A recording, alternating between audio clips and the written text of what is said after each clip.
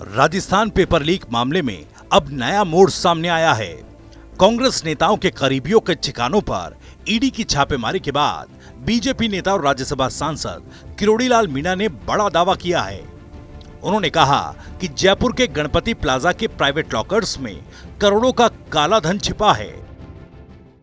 करीबन 100 लॉकर हैं जिसमें करीबन 500 करोड़ रुपए और 50 किलो सोना है। ये लॉकर किन किन के हैं? कोई सरकारी कर्मचारी, सरकारी अधिकारी हैं, बड़े भूमाफिया भी हैं। कहाँ जाना था ये पैसा जो इकट्ठा करा हुआ है? क्या चुनाव में जाना था? तो कहाँ जाता है काला धन?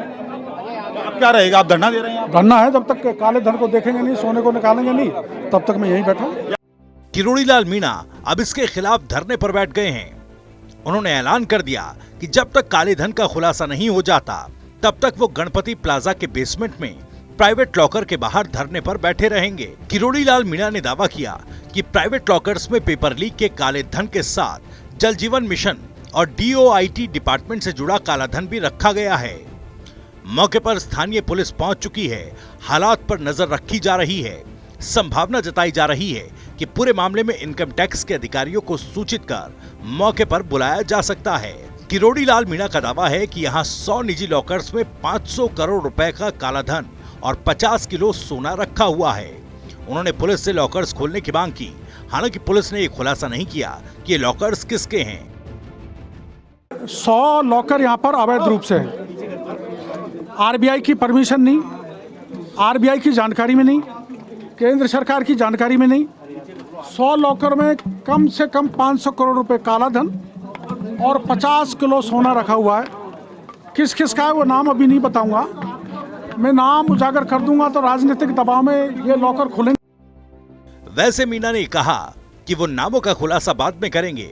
उनका कहना है कि अगर नामों का खुलासा अभी होगा तो राजनीतिक दबाव में लॉकर्स नहीं खोले जाएंगे। बता दें कि बीजेपी ने मीणा को आगामी विधानसभा चुनावों के लिए सवाई माधोपुर सीट से उम्मीदवार बनाया है। पेपर लीक मामले में ईडी की टीम कांग्रेस के सीनियर नेताओं के करीबियों के घर और ऑफिस पर छापेमारी कर रही है। शुक्रवार सुबह टीम जयपुर, जोधपुर और डूंगरपुर में करीब 9 जगहों पर पहुंची। ये सभी घर और ऑफिस दिनेश खोनडिया, स्पर्धा चौधरी और अशोक जैन के हैं, जहां ईडी छापेमारी कर रही है।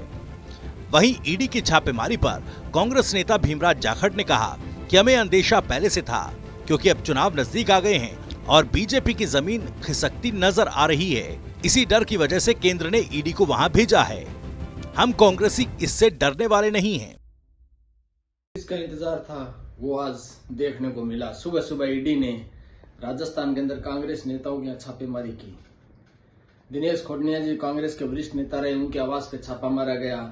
अब चुनावी माहौल है, चुनावी रणभेरी बच चुकी है, तो बीजेपी की जो जमीन खिसकती जा रही है तो केंद्र ने ईडी को भेज दिया है। ये तो पहले से अंदेशा था। हमारे सीनियर नेताओं का था कभी ईडी भी आएगी, CBI भी आएगी, इनकम टैक्स भी आएगा, SFI भी आएगी, तो उसकी झलक देखने को मिल रही है। पर कांग्रेस का कार्यकर्ता और नेता घबराने वाला नहीं है। हम भूले नहीं है, इन्होंने जो दमन का कुचक्कर जो चलाया था वो सब कुछ याद रखा जाएगा।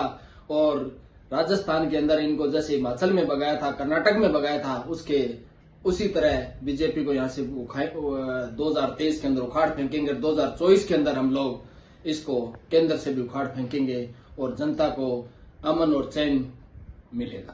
धन्यवाद। एक तरफ ईडी कांग्रेस नेताओं पर छापेमारी कर रही है तो दूसरी तरफ किरोड़ीलाल मीणा काले धन को लेकर धरने पर बैठ गए। अब देखना होगा कि मुख्यमंत्री अशोक गहलोत इस परेशानी से निकलने के लिए कौन सा जादू चलाते हैं।